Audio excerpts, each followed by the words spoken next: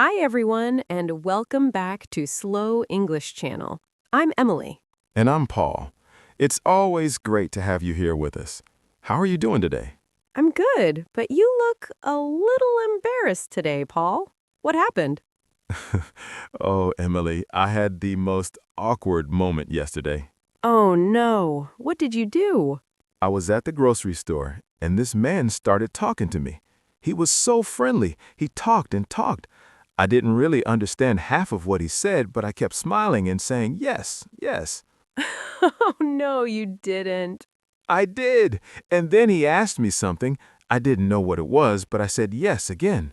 Oh, no, Paul. What happened next? He gave me his phone number. I think he thought I wanted to be friends or something. I didn't know what to do, so I just took the paper and literally ran to my car. You ran away? Paul, I panicked, okay? It was so awkward. that's actually a great example for today's topic, awkward situations in English. Yes, we're talking about what to say when things get uncomfortable, because I clearly need help. I think we all do.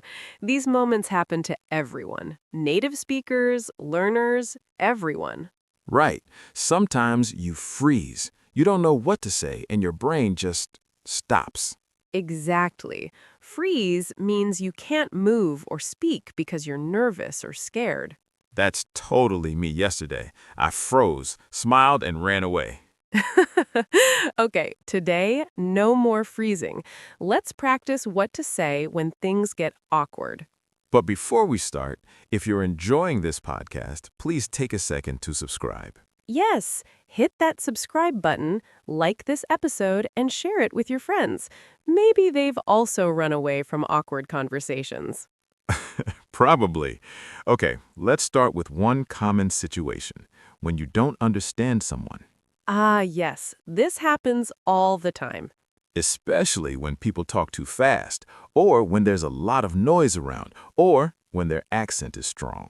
Yes, and sometimes you just lose focus. Like me thinking about lunch? Exactly. But the important thing is, it's okay to ask them to repeat. I always feel embarrassed to ask. Don't be. You can simply say, sorry, with a little question sound. It's short and natural. Just sorry? That's it? Yes, it's polite and easy. You're not really apologizing, you're just asking them to repeat. That's so simple. You can also say, could you repeat that, please? It's very polite, good for work or formal situations. Could you repeat that, please? I like that. It sounds professional. Yes, and if you heard some of it but not all, you can say, I didn't quite catch that. I didn't quite catch that. What does catch mean here? Good question. Catch here means to hear or understand, like catching a ball, but with words. Ah, so if I don't catch it, it means the words flew past me. Exactly. Words flying in the air. I love that image. So I didn't quite catch that means I didn't hear you clearly. Perfect. But here's a tip. Don't just say what to strangers or at work. Why not? Because what can sound a bit rude or too direct. With friends, it's fine, but in polite situations, use sorry or could you repeat that? Got it. So with my friends, I can say what, but with my boss, I'll say sorry or could you repeat that? Exactly. You're learning fast. I'm trying. Okay, here's another common situation. What if you need to leave a conversation, but the person keeps talking? Oh, that's a big one. It happens to me at work or at parties. Someone starts telling a long story and I don't know how to leave without being rude. Yes, it's tricky. You can say, I should probably get going. It's soft and polite. I should probably get going. That sounds natural. It is. You're not saying, I want to leave now. You're saying it gently, like you don't want to go, but you have to. Ah, so it's polite distance. I like that. What else can I say? You can say, it was nice talking to you, and start moving slowly away. Oh, so body language helps too. Yes, look at your watch or phone. People understand that as a signal. So I can say, oh, look at the time. I should probably get going. Perfect. You sound natural already. I'm learning these exit phrases for the next time someone gives me their number. Please don't run away again, Paul. I'll try, but no promises. All right, let's move on to another tricky situation. When someone talks too much and won't stop. Oh, I know this one very well. Some people just love talking and never pause for others. Yes, it can be hard, especially when you're polite and don't want to interrupt. Exactly. I often just stand there, smiling, waiting for my turn. That never comes. I know that feeling. The key is to interrupt politely. Politely. How do I do that? You can say, sorry to interrupt, but, and then say what you want to say. Sorry to interrupt, but that sounds polite and respectful. Yes. For example, sorry to interrupt, but I have a question. Or, sorry to interrupt, but I need to go. That's useful. So I'm not being rude, I'm just joining the conversation. Exactly. And you can also redirect the talk. Redirect? What does that mean? It means to change the direction of the conversation.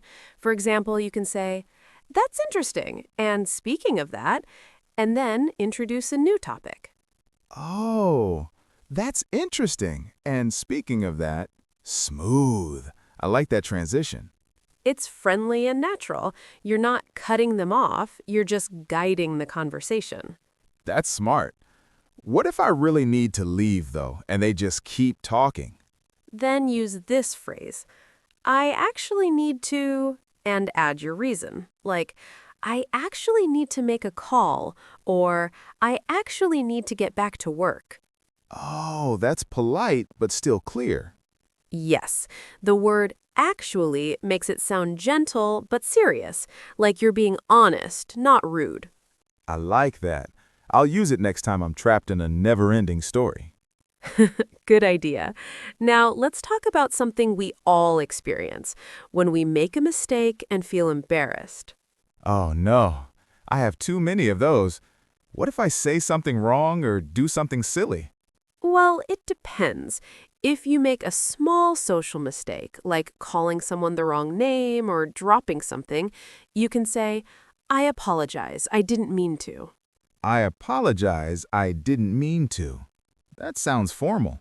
Yes, it's perfect for work or professional situations, but with friends, you can be more casual. Just say, my bad.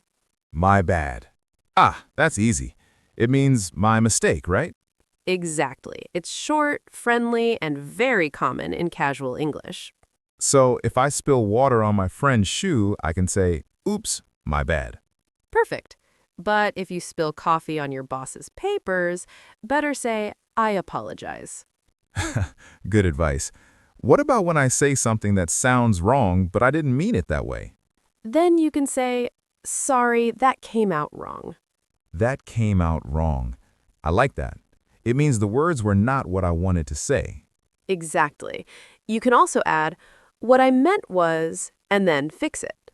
So, sorry, that came out wrong. What I meant was, that's a lifesaver. Yes, it helps you correct misunderstandings immediately and shows you care. I feel more confident already. That's the goal. Everyone makes mistakes. What matters is how you handle them. You're right. And the right words make everything easier. Exactly.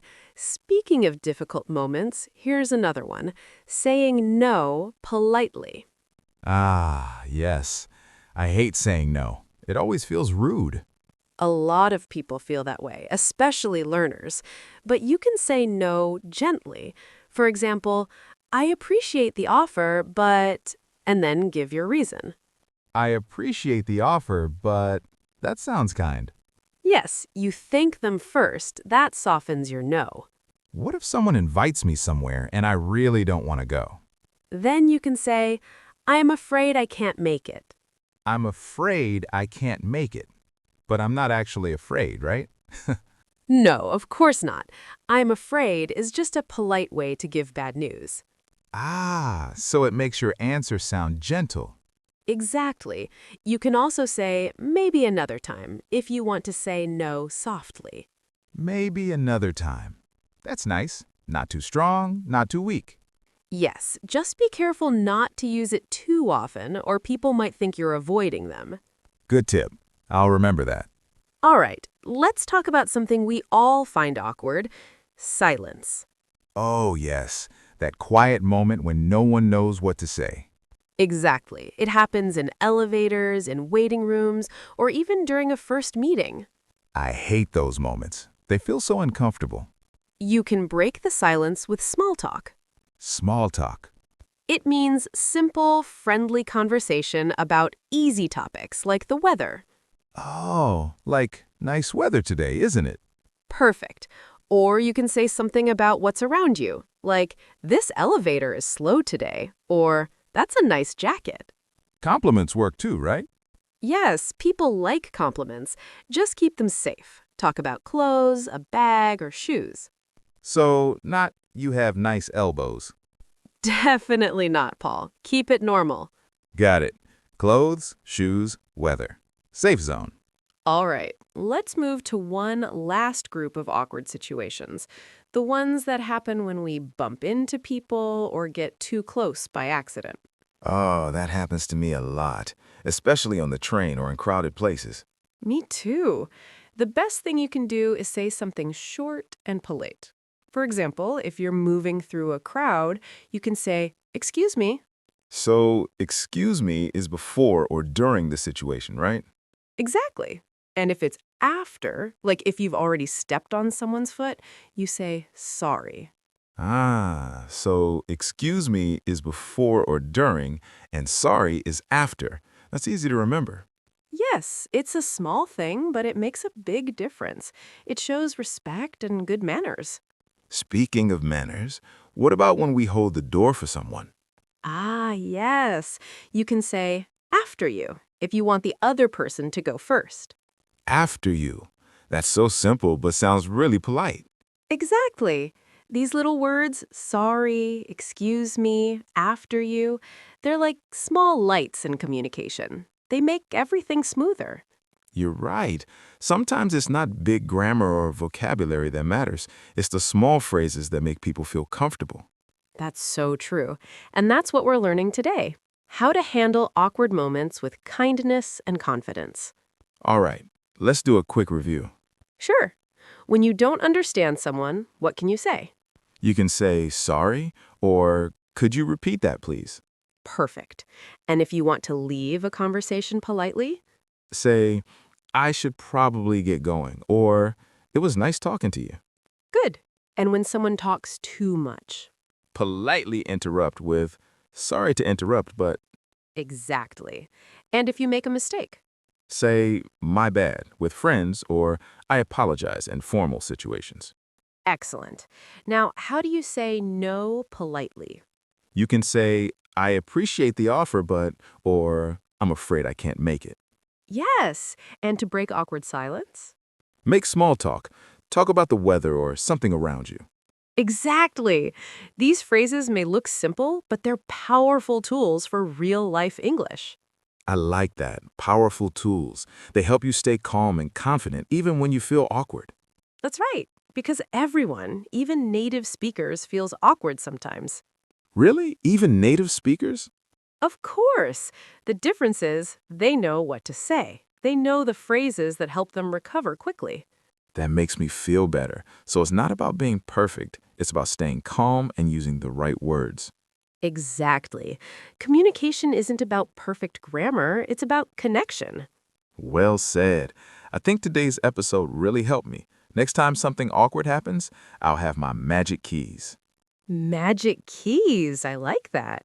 Yes, the little phrases that unlock every awkward situation. That's a great way to put it. And remember, the more you practice, the easier it becomes.